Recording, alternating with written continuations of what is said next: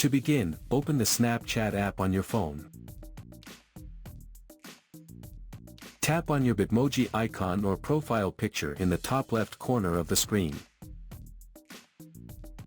Then, tap the gear settings icon located in the top right corner. Under the My Account section, select My Selfie. At the bottom, under the Who Can section, tap Generate with My Selfie.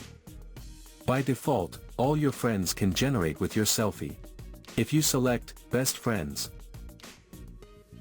only your best friends will have access to generate with your selfie. If you select Only Me, no one else will be able to generate with your selfie.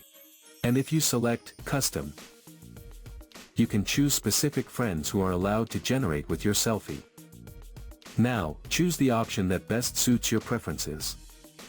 This feature gives you full control over who can use your selfie to generate content, ensuring your privacy and personalization.